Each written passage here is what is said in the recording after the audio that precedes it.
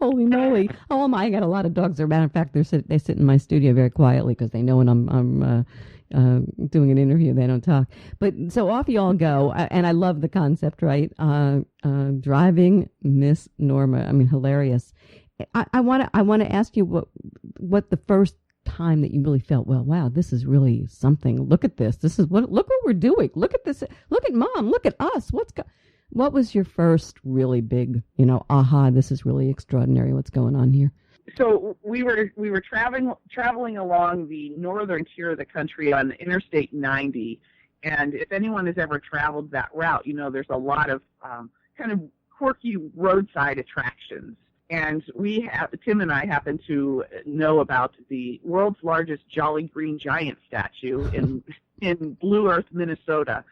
And we decided to stop and see how intact Norma's sense of humor was and if she would enjoy these roadside attractions, because there were many coming along, ahead of us. And this would tell us if we needed to continue this route or do something else. And so we wheeled her up to the Jolly Green Giant. She got out of her wheelchair, handed Tim her cane. She happened to have a green sweater on at the time and stood in front of that 60-foot tall statue and posed exactly like him for a photograph. And we had never seen that side of her ever. We had never seen her smile in a photograph before. And I was buckled over in laughter and trying to take the photo at the same time. It was such a beautiful kind of moment of, all right, this is more than we're just taking Norma on a ride. We're going to have a good time here. This is going to be fun. Tim, she's drinking beer. At one point she goes on a balloon ride and that was a great discovery. You find out that a dream that your dad and Mom had was to go on a balloon ride. What? Yes. As well as you might think you know your parents, you don't. I had no idea that my dad especially had any kind of adventure-seeking bone in him. When I was going through his papers when he died, I found a little ad for a hot air balloon ride company across the state. And then I found another one, and I found one in a book, and I found one on the refrigerator, and Mom, what is this? And she goes, oh, yeah, Dad always wanted to go on a hot air balloon ride. And I'm like, what? Why didn't you ever tell us this? I mean, we visit every summer where they're like, we would have loved to take you on a hot air balloon ride. So there's always moments of discovery that your parents had dreams too that they never expressed to you. And we were able to fulfill that dream for Mom and Dad to take them on a hot air balloon ride. We took Mom on a hot air balloon ride when we were in Florida, in Orlando.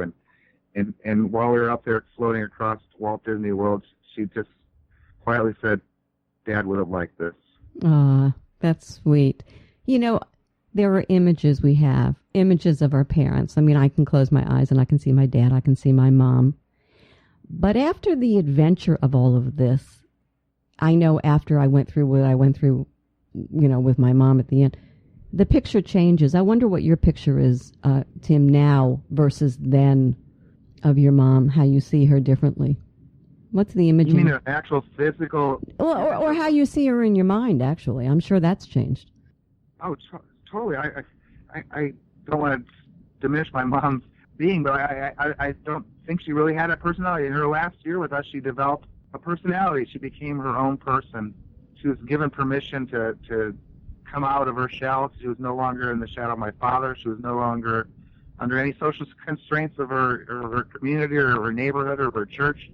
She could truly be whoever she wanted to be without anybody judging her. And everybody should really embrace that now before they're 90. Ramey, do you think that she judged the lifestyle? You guys didn't have any children. You chose to take on the road and to live a, kind of a bohemian hippie kind of lifestyle. Was she accepting of that, embracing of that? I think very much so. It's interesting, she had two kids, Tim and Stacy, and Stacy had a storied career with the United States Secret Service, and Tim and I drove around, and we often wondered if there was a judgment in that, and we've never felt it. And when she joined us on the road, we really never felt it. I think that she understood our wanderlust even more, and our relationship was really beautiful. As time went on, it just grew and grew and grew. How long have you two been together, I should ask? 17 years. Oh, well, there you go. You saw a lot of changes in yourselves and in your mother-in-law and father-in-law. May they both rest in peace. All right, so secondary to the story, I'm thinking, also astonishing. She becomes kind of a cult figure at 90 and dying. I mean, how bizarre is that? How did she cope with that? I mean, this huge Facebook phenomena, you guys are, have made her Miss Norma. And really, I don't know. And at the end, she even made People magazine and a whole, where HuffPost. I mean, CBS even picked up on the story. On CBS News, on Today Show, All Things Considered, local television. If you Google "driving Miss Norma," you're going to get close to 1 million hits. It's everywhere. It's astonishing to us what has happened. And what about to her? This trip off with that intention. Raimi started a Facebook page so her mom could follow us. And as things work on the internet, it got picked up and went viral, and people saw things they needed from my mom's life, and they kept writing and kept following and kept growing and kept sharing, and it was overwhelming to all of us. And we would read her these messages and try to explain to her, social media and all this was all to her, computers, all this stuff, and she couldn't. She had a hard time, just as we do, that people from all over the world are interested in our humble life and our story. Humble no more. I mean, you're big time now.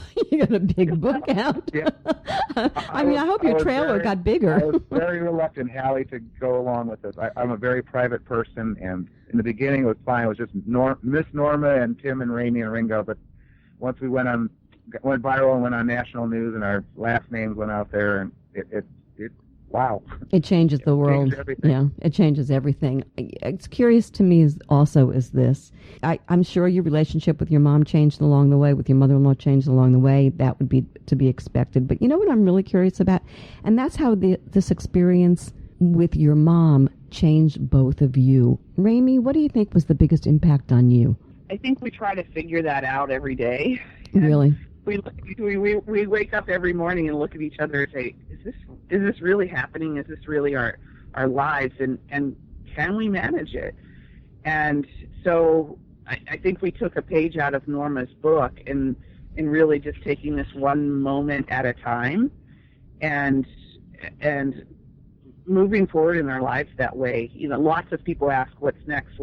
We have no idea what tomorrow is going to look like in the grand scheme of things, and so we've learned that lesson to slow down and to live in the present moment. And I don't think we were necessarily always doing that, although it may have seemed as so from the outsider. But now we're really paying attention to the present moment. Mindfulness. What about you, Tim? She taught me. It's part of her title. She taught me to say yes. She really did. I'm not really a totally negative person. I don't find myself cynical or anything, but I'm quick to say no to things, but I'm quicker now to say yes to things. At least I hold my tongue and think about it. And she said yes to everything, and even in comfortable situations. So when I'm finding myself uncomfortable, I think about, well, shoot, my mom did it. I didn't have to ask her or beg her or plead for her to do it. She just did it. So I find myself saying yes to uncomfortable situations, and I'm getting the benefit from it, because really, when you start saying yes to things in your life, more beautiful things come your way. When you say no, you're negative. You don't open yourself up to opportunity. You can go through a life without happiness and joy and connection with other people. And I think that's what life is, connecting with other people. And boy, have we connected. Oh boy, oh boy, oh boy, have you really. I want to discuss something a little bit more serious. We kind of touched on it just briefly in the beginning, but I really want to talk about it now. I remember when my dad passed, we had this great nurse in hospice. She was remarkable to me anyway. And she talked to me about how Americans have so divorced themselves from death in the last 100 years. That it used to be that people died in your own home. And it was it was more of a celebration. It was a passing. It wasn't a finality. It wasn't a horror.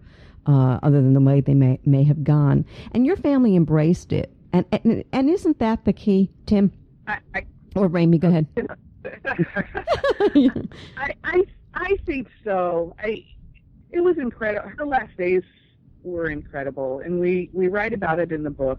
and she taught us. I mean, we could have gone down that path of despair and sadness, and at every turn when it seemed like, okay, this is it, this is when it's getting real, and this is when we have the potential to just kind of crumble under the pressure and the difficulty of caring for her in her last days.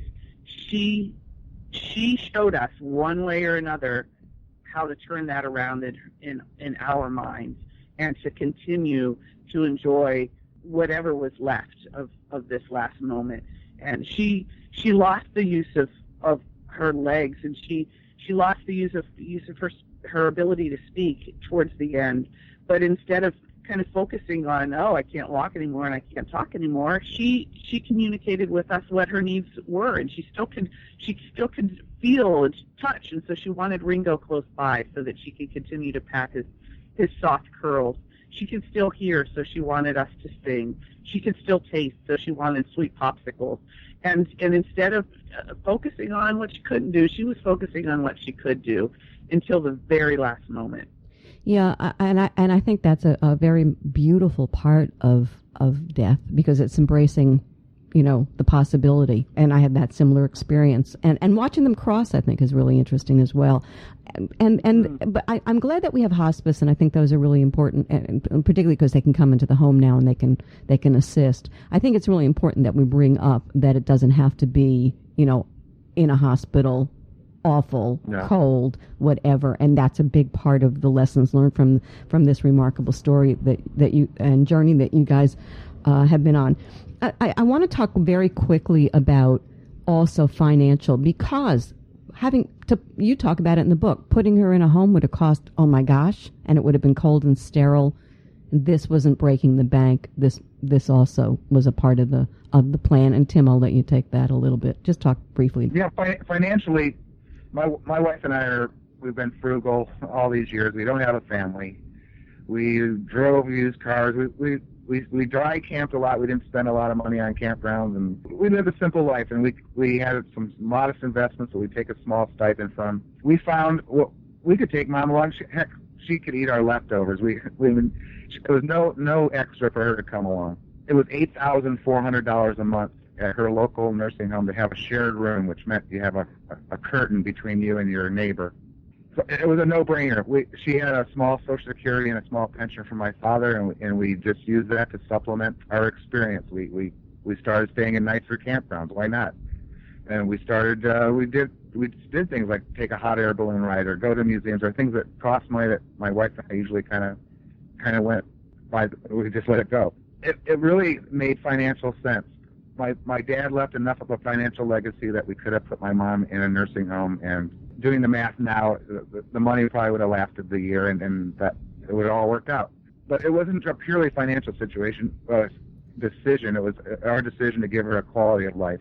But we never came close to $260 a day, even with fuel, camping, eating out, going to Disney World, whatever. We never spent what it would cost for one single day in a situation where you're getting, I would consider, subpar care, certainly no love. Your basic needs are being met and you have a bed. And yeah, the financial decision was very easy.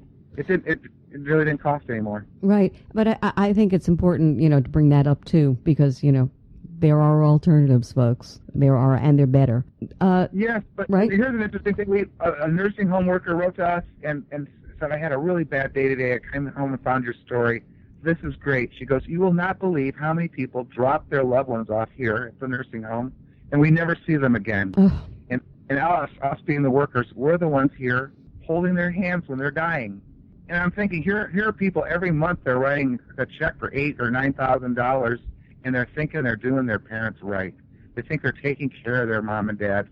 And I don't know. I don't think writing a check is really doing it. I mean, maybe it's doing it for them emotionally. Yeah, I agree with that. And I'll share this with you, which is not everybody can handle it either. I know I watched that in my family.